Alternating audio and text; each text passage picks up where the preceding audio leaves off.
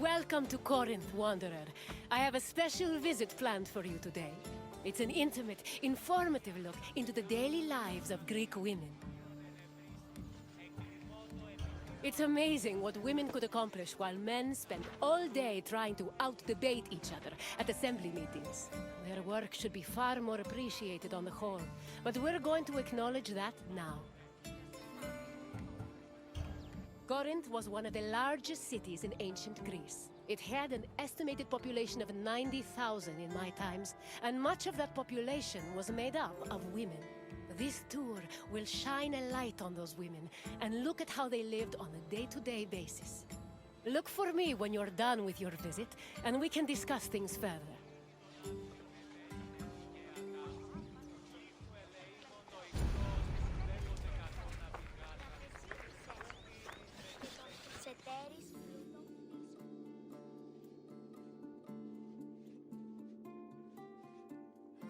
Young girls growing up in ancient Greek cities were usually raised by a nurse. They mostly stayed in the women's quarters of the house, the gunaikon, where they spent their time spinning threads and weaving.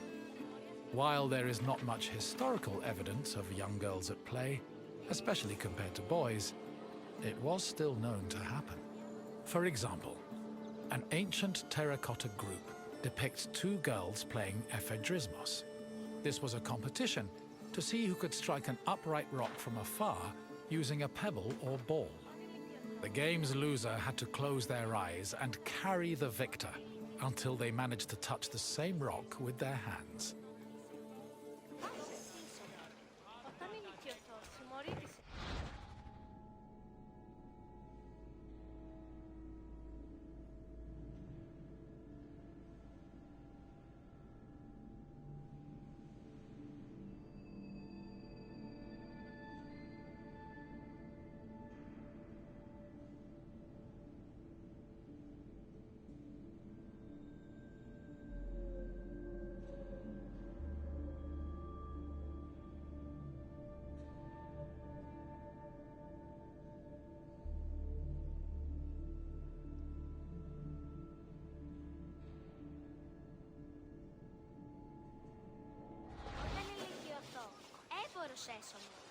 Και άποτε θα τις πόλεσα μου χάρτες.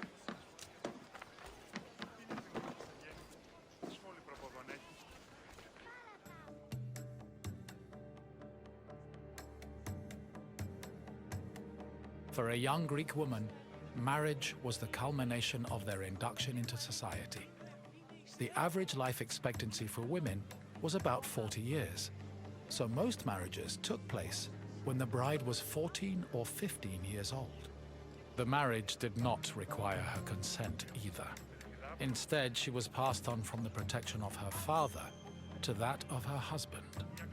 Married women were not technically citizens at the time and lacked the rights that came with official citizenship.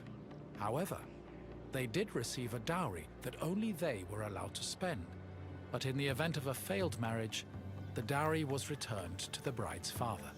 After the marriage was consummated, the woman's status changed from being a maiden to a bride.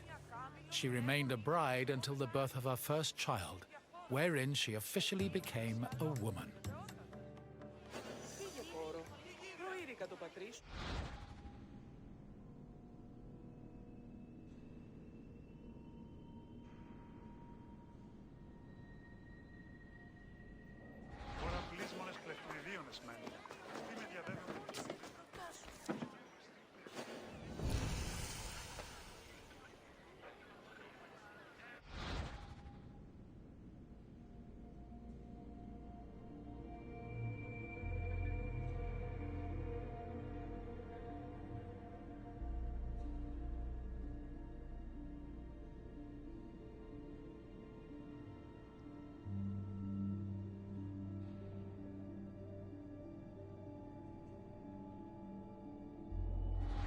Μάλλον της πετάς ως ένεκα ή έχεις ως περσφαίρα.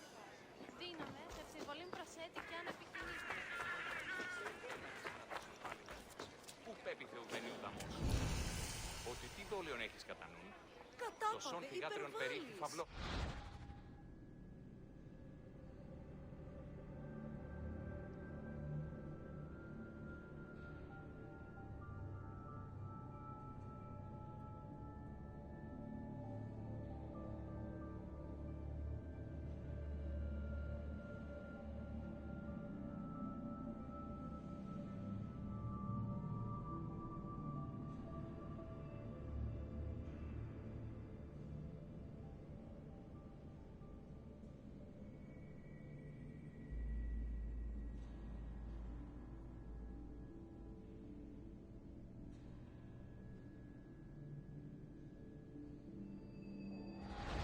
Θεάθη πολλήν κοσμήματα εις την αγοράν.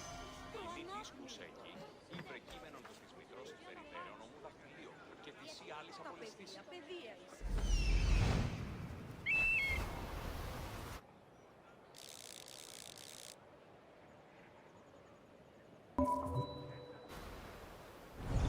Κατανοήσω τι λόγον υπέχει το πράγμα. Πάλα τα τόσο ικανός, πώς είμαι.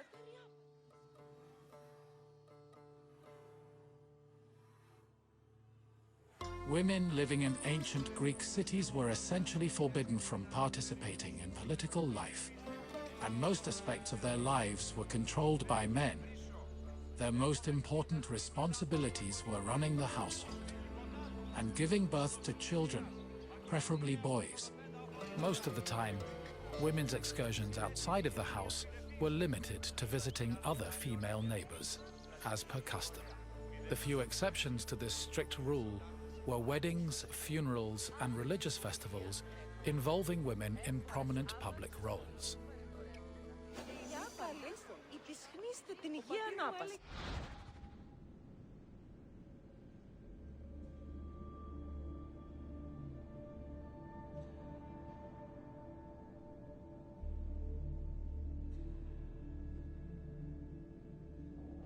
Προείπονση περιαγίων, την άτου των δίνονται ανασπασμένα. Αλλά όμως η δέφαστη μας... Διατίουχοι και την Άικη Εκάρου, πινάκια και ιδρύες ονειμένα εξ Ατλαντίδος, και εκ του προκτού σου οικισμένα. Είδα την αδυνάμενον, αν παρεκείλει προκειμένου.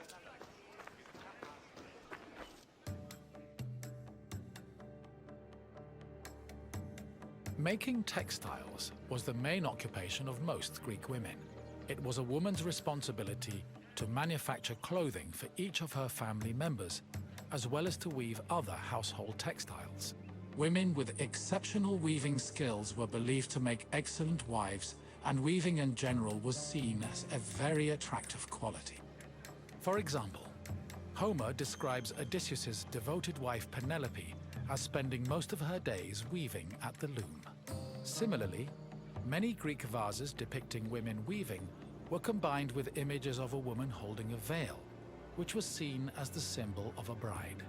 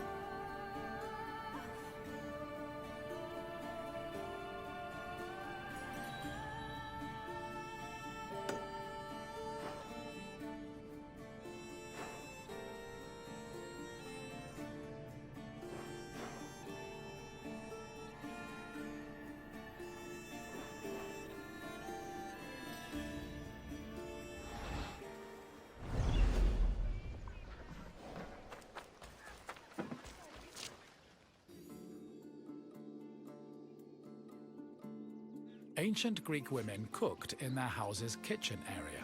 However, since their cooking equipment was small and portable, they also sometimes prepared meals in the central courtyard. This was also where women performed other domestic activities. These activities were rarely seen by visiting men or passers-by, because the architecture of classical Greek houses facilitated the social norm that women should never be seen at work.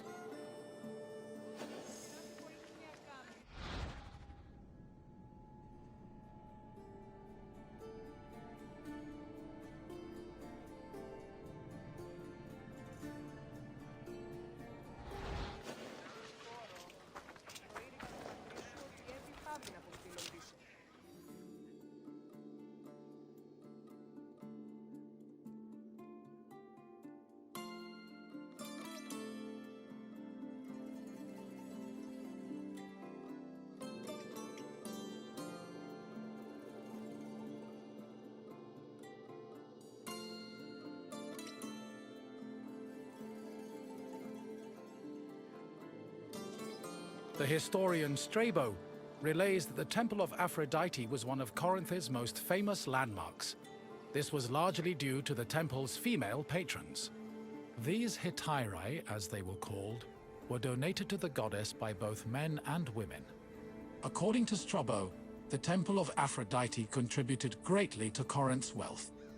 The hetairai were the temple's main attraction, and many visitors came to Corinth in search of their company, for which they spent frequently and frivolously.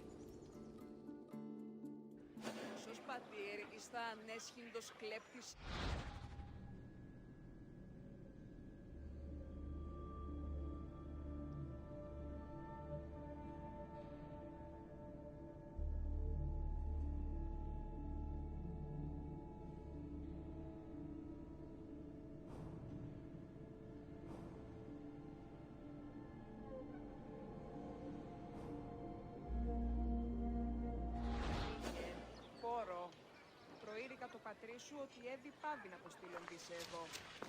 Ωρα πλήσμονες και θηδρίωνες μεν. Τι παιδιά.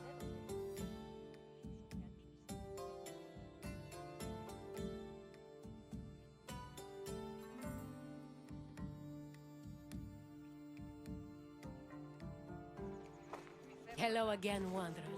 I hope your visit was an interesting one. Greek women lived very restricted lives compared to men, but throughout it all, they held on to their strength and dignity. Is there anything else you'd like to do?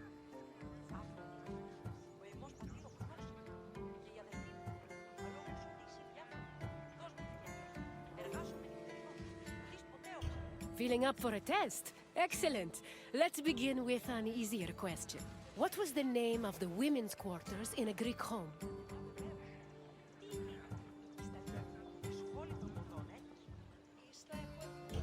The andron was actually the men's section of a house where they held their symposia. Try another answer. The Ireon was a temple dedicated to the goddess Hera. Try again. No, Yini was the status a woman achieved after the birth of her first child. Keep trying. Correct. The Gynekon was where young girls spent their days weaving and spinning threads. On to the next question. The Corinthian temple said to employ the Hetera was dedicated to which god?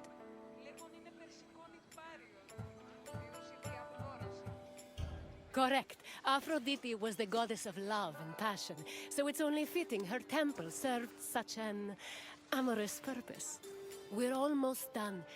Just one more question. What was the name of Odysseus' wife?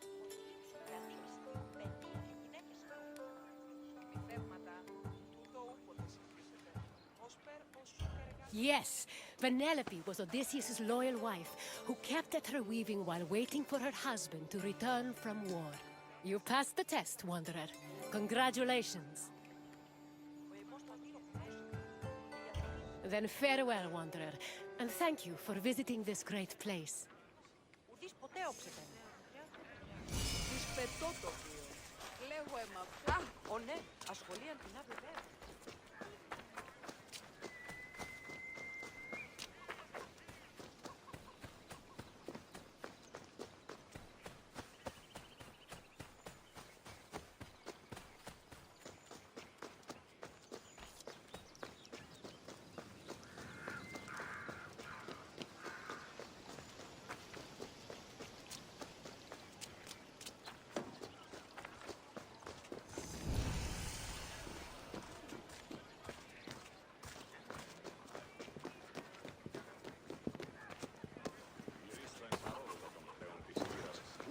ιός υπάρχει, οπότε εις αυτή δώσουμε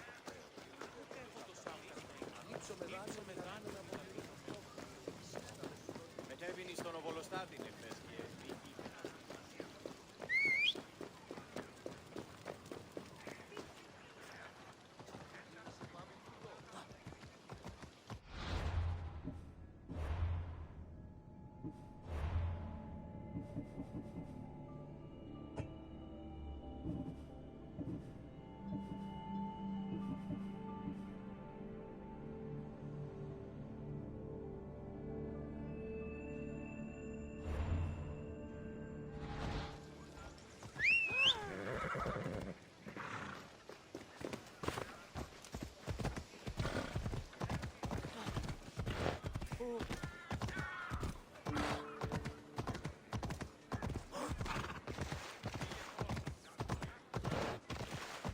Έχουμε καταμονωθεί.